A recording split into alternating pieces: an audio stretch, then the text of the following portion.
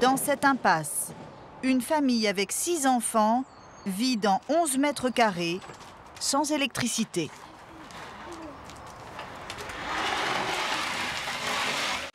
Dès qu'il y a un rayon de soleil, les enfants profitent de la cour pour bouger un peu.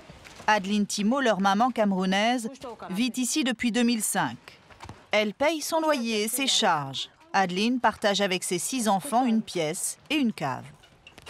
J'ai un contrat de bail avec elle. Donc ici, elle vous loue combien finalement? À 600 €. 550 € et 50 € de charge. Pour combien de surface? 11 mètres carrés. Il y a pénurie de logements, madame, on n'a pas le choix. Hein. Ils vivent la plupart du temps au sous-sol. L'aîné a 13 ans, le petit dernier quelques semaines. Dans son ancienne cave, la propriétaire a réussi à faire entrer une cuisine et même une salle de bain. Vous invitez jamais de copains ici? Pas d'aération, pas de fenêtre, un plafond très bas, des sanitaires hors d'usage.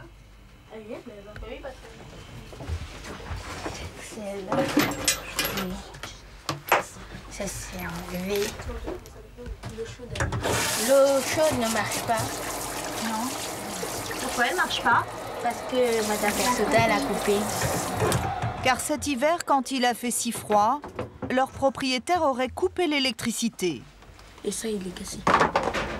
Il y a le froid, il y a l'humidité, il y a la porte qui est gâtée, il y a les prises. Vous voyez les courants qui défilent partout là.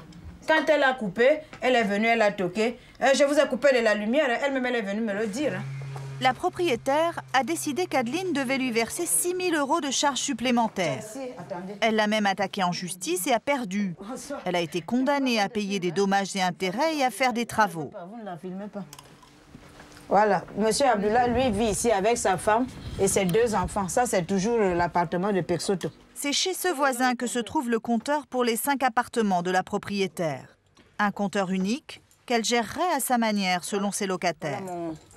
Voilà mes trucs qui sont baissés. Là, je ne peux plus avoir de lumière, même si je remonte, parce qu'elle a coupé avec la pince.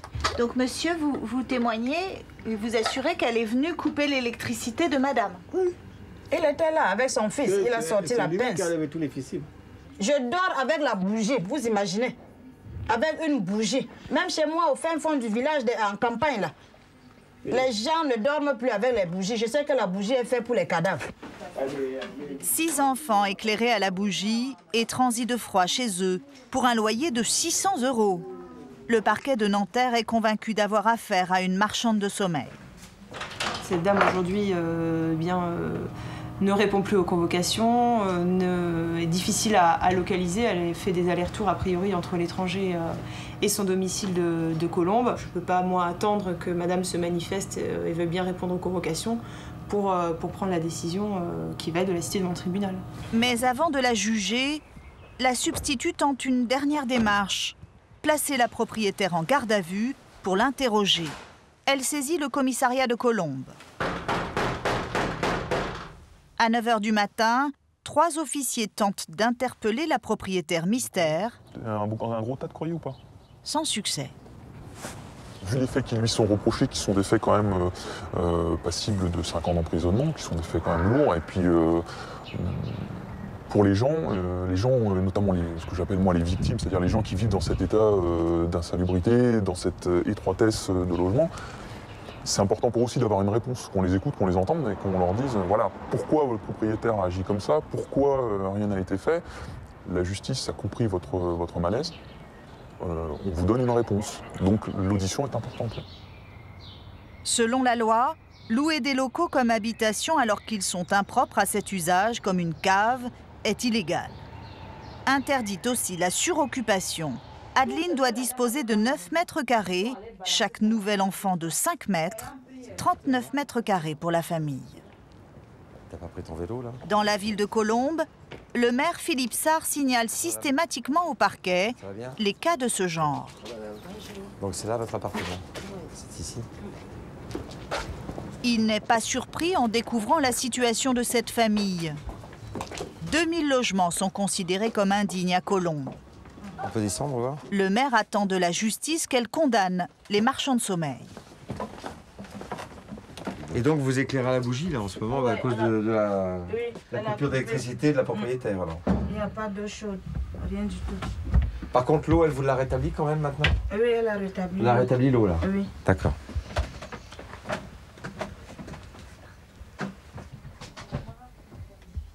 Le problème, c'est qu'on hésite à reloger aussi très rapidement. Pourquoi? Parce qu'on règle un problème, mais rien ne dit que demain, on n'est pas à nouveau le même problème. Moi, je garantis pas, j'ai aucun pouvoir, en tous les cas, pour empêcher que la propriétaire reloue son appartement dans les mêmes conditions à une famille, voire à une famille nombreuse. Donc, si vous voulez, c'est un cercle sans fin. C'est une espèce de tonneau des Danaïdes, on essaye de régler un problème et il continue ensuite d'exister. Adeline n'épargne rien aux mères. Ni la marquise brinque-ballante. Parce que c'est... Ça descend. Ça descend? Ça bouge comme ça? Ça, c'est son fils. Ni la vue plongeante sur cette sorte d'avant-cave. De couvrir ici. Ouais, parce que là, ça donne directement dans la cave qu'on était tout à l'heure là. Si quelqu'un vient... Ni la porte cassée. Ça va sauter. Parce qu'elle fermait pas, Elle ne se fermait pas. Le maire repart bien informé. Mais voilà qu'une invitée surprise fait son apparition. La propriétaire. Du jugement. Bonjour madame. Bonjour. Bonjour. Monsieur Sarr, maire de Colombes. Oui. Bonjour. Non, on venait avec aujourd'hui avec la presse, mais vous savez qu'effectivement on suit avec attention le cas de ces familles, n'est-ce pas?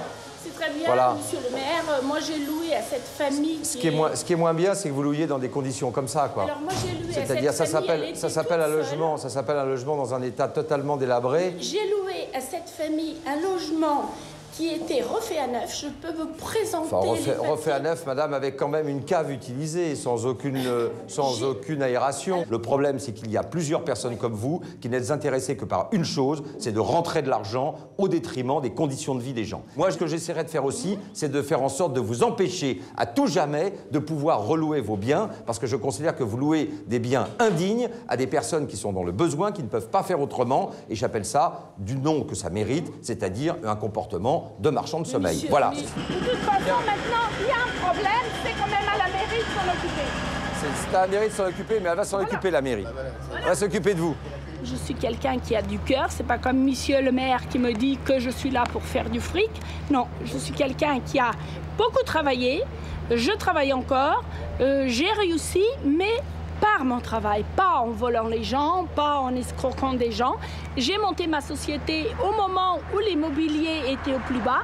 J'ai acheté des ruines, j'ai restauré, j'ai employé des sociétés, j'ai remis au neuf et j'ai loué dans des états corrects, pas n'importe comment. 2 mois plus tard, à la demande du parquet, Madame Peixoto doit comparaître pour conditions d'hébergement indigne. La salle même, je ne sais pas où c'est. Pour la toute première fois de sa vie, Adeline se rend au palais de justice pour témoigner en tant que victime. C'est un dossier parmi 10 autres pour le substitut du procureur qui assure l'audience cet après-midi. Madame Peixoto est bien convoquée. Elle risque 5 ans de prison. J'attends que le tribunal fasse le possible, puisque j'ai été trop menacée avec Madame Peixoto. Jusqu'alors, je ne suis pas tranquille dans ma tête. La police même l'appelle, on lui dit remettez-lui la lumière. Elle n'a pas remis, c'est vraiment cruel. Linda, tu viens? Mais la propriétaire ne viendra pas. La présidente estime par ailleurs que son tribunal n'est pas compétent pour l'habitat insalubre, généralement jugé par une autre chambre. Le procès est renvoyé. Il se tiendra 3 mois plus tard. 3 longs mois pour Adeline Thimaud, qui rentre chez elle dépitée.